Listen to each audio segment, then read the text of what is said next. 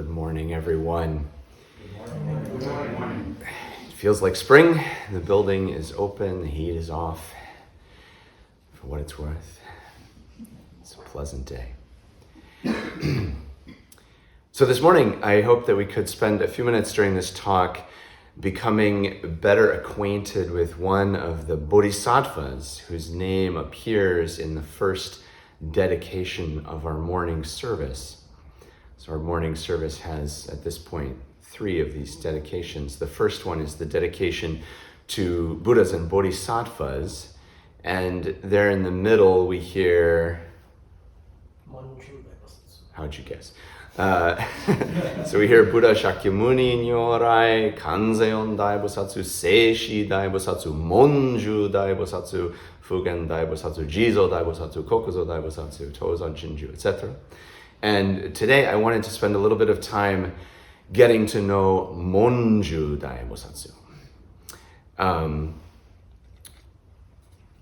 What is Monju known for? What is Monju the Bodhisattva of? Who knows this? Wisdom and knowledge. Wisdom, yeah. The Bodhisattva of wisdom.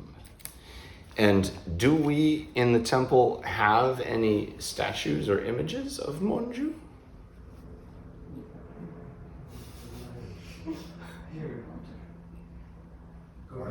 We think it's the lion one, but we don't actually have any Monju images. Somewhat contrary to tradition, both of those metal figures, we believe, are kanon images, kanzeon. So I had to provide our own Monju for today. So I'll hold it up because some of you are a ways away. This particular image is being used very much without permission, and I do want to give credit to the artist. This is done by an artist, a living Zen priest artist named Seigaku Amato, who draws bodhisattvas and Buddhas and is operating, I believe, out of California somewhere, maybe San Francisco. But I just found this on the internet and printed it. So Monju is the bodhisattva of wisdom, and he's often depicted with this sword. I need to ask, though, before we get too deep into this, does anybody not know what a bodhisattva is in the first place? There's no shame in not knowing these things. Some of you are new. Okay, we need a couple of words about this. So in Mahayana Buddhism, a bodhisattva is a being who vows to remain inside the cycle of samsara, the cycle of birth and death and suffering, until all the other beings are liberated, until all the other beings attain enlightenment. And so some of the major bodhisattvas that we hear about a lot are Kanzeon, Seishi, Monju, Fugen, Jizo, Kokuzo. These are the ones we dedicate to in our morning service every time. And so some of you probably know, what Kanzeon is the bodhisattva of what? Associated with what virtue? Compassion. Right. And so Monju, we've just heard, is wisdom. So sometimes when we chant the names of these bodhisattvas, it might seem like we're worshiping them, or it might seem like we're doing some kind of a superstitious ritual where we're trying to invoke their power to accomplish something. But let me encourage you to think about it this way. When we call a bodhisattva to mind, when we chant their name or when we appreciate their statue or their image, what we are really doing is establishing an intent for us to become that bodhisattva. These bodhisattvas are the incarnation, the personification, the manifestation of certain virtues. And when we work with them, we're trying to remind ourselves to be that, to be wisdom, to be compassion ourselves. So similarly, each night we close the altars, we do shuya. Someone goes around and empties the offering bowls and chants this short dharani for the night watch deity, Shuya Jin, right? And that can seem very esoteric and superstitious and weird and irrelevant, but the person who does Shuya becomes that deity. They are the night watch deity. They go from room to room. They make sure nothing is on fire. They make sure everything is put away. And so it is safe for the people in the temple to retire for the night. So, similarly, when we chant Enmeijuku Kanangyo during morning service, the Kanzai Ondarani, we're reminding ourselves we should become the embodiment of compassion now. Okay, so that said, back to this guy or gal or whatever here. This is Monju Bosatsu, the Bodhisattva of wisdom. And what do we know about Monju mostly? According to the internet, in Japan, Monju is often depicted holding the sword of wisdom in the right hand to cut through illusion, and sitting atop a lion, which symbolizes the voice of the Buddha's teaching. So you've maybe heard this phrase, the lions roar in the assemblies. This is sort of a metaphor in Buddhism for Buddha speaking out the truth in ancient times. Monju's left hand often holds a sutra scroll representing Hanya Shingyo, the Heart Sutra, or sometimes a lotus. The internet also tells us that in some Zen temples in Japan, Monju is the deity that's enshrined in the meditation hall in the Zendo. And this is something I was told years ago when I was training at the monastery, is that none of our Zendo altars have Monju as the main figure, but according to sources, that would be typical in a Japanese training monastery. Monju would be the one presiding over the Zendo. Oh, where have we seen Monju other than here on this piece of paper? Who's been to DBZ? Who knows where Monju lives at DBZ? In the library? What's that? Is he in the library? I honestly don't know. He's very prominently present in the Dharma Hall. So where is Monju in the Dharma Hall? It's to the right of the altar, that statue on the right. Oh, it's on the scroll. Yeah, so in the Dharma Hall at DBZ, there's a common pairing, Monju and Fugen both. And there's a scroll on either side of the big Buddha, Monju, Fugen, and down below, wooden statues on the surface of the altar, Monju riding the lion with the sword, and Fugen riding the elephant. So these, you will notice them next time you are there. So the important feature of Monju, the virtue that Monju personifies, is wisdom, the Bodhisattva of wisdom. And in this case, the symbol of that wisdom is the sword. Monju holds the sword of wisdom. The sword of wisdom is it's a common symbol in Zen Buddhism. It comes up a lot. It comes up in a lot of koans. It comes up in a lot of mondo. And you may have heard our abbot Shigan Roshi saying that this sword of prajna, of wisdom, is the sword that cuts things into one. Or you might say it cuts away all things. So I'm asking myself, what does the sword cut? If something like this, if a sword is the symbol of wisdom, why is that a symbol of wisdom? And what does the sword cut? Why don't we have an owl or something? So what do you think? What does the sword cut? What is severed by this sword? Bullshit. Cut through delusion. Yeah. Peace, anger, and delusion. Yeah. Three poisons. Delusion, illusion, attachment. Cuts through bonds. It cuts through the bonds that bind us, the bonds that connect us to suffering. The other thing that it cuts, or another way to think about this, is the sword cuts the chain of thought. The sword cuts the train of thought. So we have this expression in English, train of thought. I sometimes think of it as chain of thought. But this idea that one train car It's connected to another train car. It's connected to another train car. Once the thought train starts moving, it's just one thought after another thought, after another thought, after another thought. And our minds usually work in this associative way, right? Some thought comes up or some stimulus comes up, and then whatever that thought makes us think of comes next.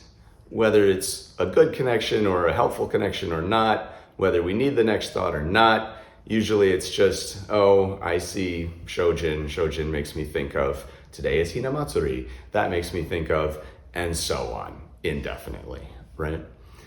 So the sword can cut this train of thought, can disconnect one car from the next, can disconnect one chain link from the next. Back to that later. How? How does the sword do this? This is where the show begins. Let's have a look at how swords work, okay? So, this is a good time for a small drink of water. So if you'll forgive this show and tell, years ago at the monastery, we did some bokken practice as part of our routine. And this is part of the weapons practice in Aikido. I don't really know anything about Kendo. So you get into horse stance for the basic cuts. You raise the sword above your head.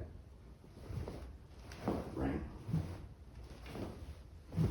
We would do this 1,000 times.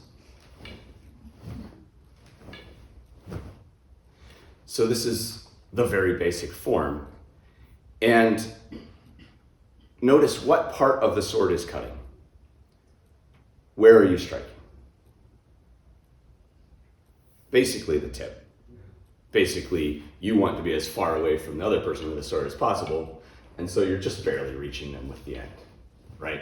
Anything closer than that, they're already too close to you.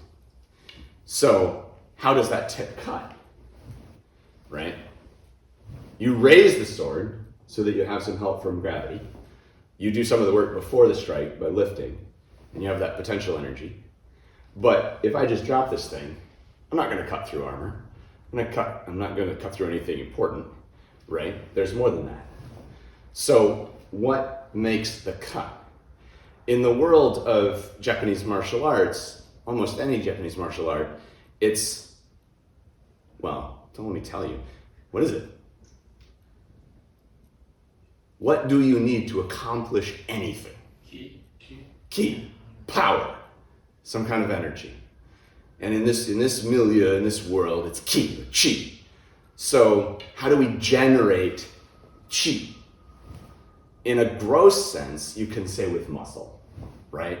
So as we finish the cut, right here, when we need it to penetrate, you squeeze the pinkies, you squeeze the back of your hands. Okay? But what do you also do? You also do, you're contracting your breathing muscles. So basically, every time you strike, okay, it's not just this idle flailing your hands around. There's an exhalation, and then sometimes a little bit of a pulse to seal the exhalation, a little bit of a pulse at the moment of true import, okay? And those of you who've been to our Tuesday Tai Chi classes, you've heard quite a lot about ki and how that relates to all manner of martial arts striking and all manner of Zazen practice, okay? So,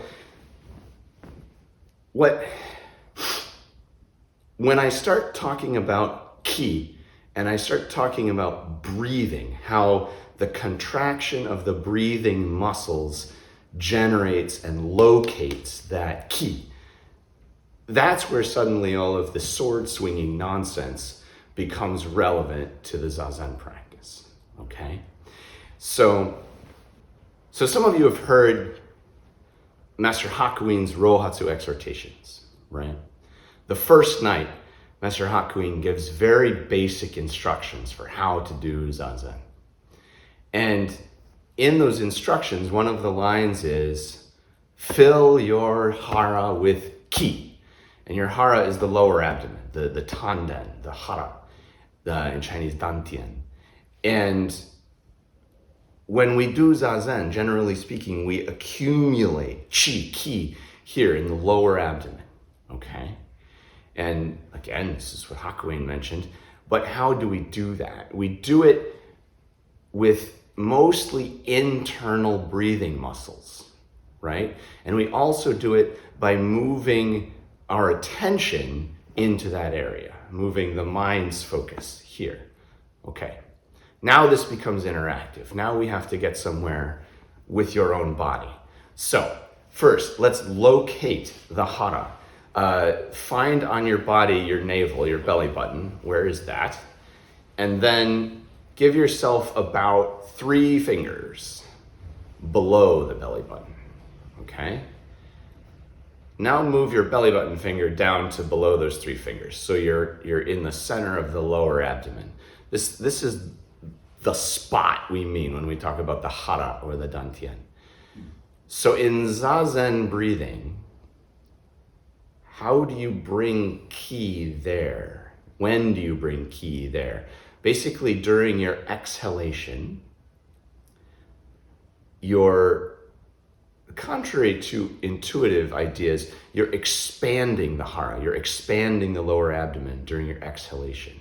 So you breathe in normally, and then you could think of it as blowing up a balloon in the lower abdomen.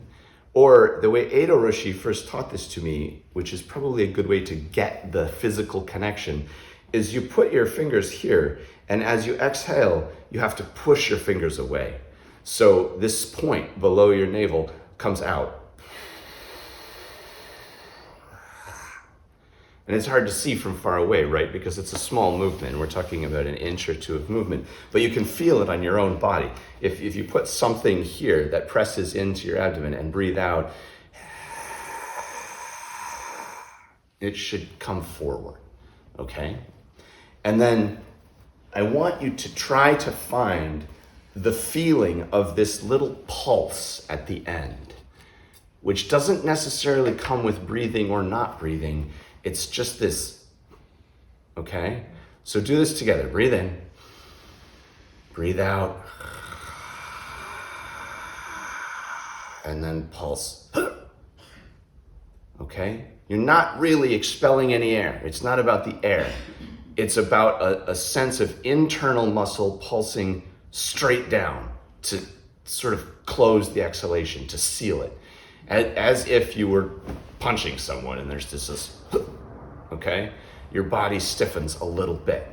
And at first you're kind of overdoing it to exaggerate it, right? So try it a couple of times. I think it helps to put your fingers right here in the middle of the hara and breathe out, pushing those fingers away gently, and then, okay? Do it again. 3, 2, 1. Pulse, pulse, pulse. And you can make this pulse several times at the end of any breath. It doesn't have to be just once. And you can actually do it at any point in the breath. You don't have to be at the end of the exhalation, but I think it lives most naturally at the end of the exhalation. Okay? So now, admittedly, this is a bit of an arbitrary connection that happens in my mind, but what if this pulse, this is the cut. This is the key that moves the tip of the blade at the end. Okay? And now I want you to close your eyes. Imagine that you are, in fact, striking a sword through your own thoughts. Breathe out. Feel this pulse. Do it for yourself 2 or 3 times.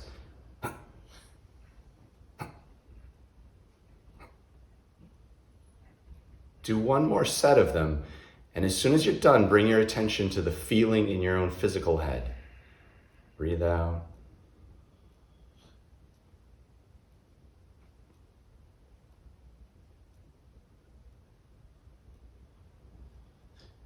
What's the feeling in your own skull when you do that? Should be spaciousness. Should be that you have, in fact, cut the thoughts. Sometimes it feels like you've built up a pressure in your head that's pushed thought out. Okay? So, for my 2 cents, this is what we mean when we talk about swinging the sword of wisdom. Using this key, using this punch in our own lives to break through whatever thought connections we have that are tying us to some story, to some tale of suffering, tale of woe in our lives. And I would suggest the possibility that you can use a more forceful breathing technique like this to break up some pattern of thoughts that's really in your way. I think probably we've all had those sits where some compelling thought, some compelling memory, some compelling argument or shame just keeps coming back around and you can't seem to let go of it. This is a time where you can use a little more force to get through it, to cut through that, okay?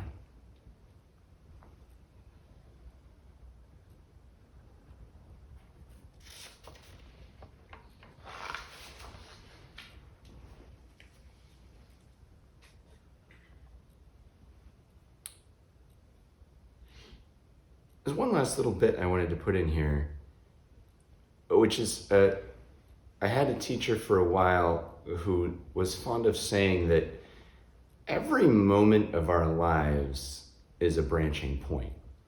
Every moment of our lives, we can either incline the mind toward enlightenment, awakening, freedom, or the mind will incline itself toward further involvement with our attachments, further involvement with our suffering, ultimately. And so this is another way I think of this sword of wisdom, is that the sword, by separating that train of thought, by breaking one of the links in the chain, can open up that little bit of space, that moment, that second, where you are unattached, where you are aware of that branching point, where you are aware that you can make a deliberate choice about what comes next. So rather than just being sort of like towed along the train tracks by the thought engine, you can cut through in the middle of that car. And then there's a little bit of spaciousness where you choose which path you go down next. Okay? So, this is a little bit about our friend Monju 3, and a little bit about why it might be this person, this Bodhisattva, sits up at the front of the Zendo in certain Zendos. So, whatever's holding you back, whatever thoughts or attachments or mental movies are keeping you from engaging directly with an unhindered participation in your life, cut through it. So, let's sit.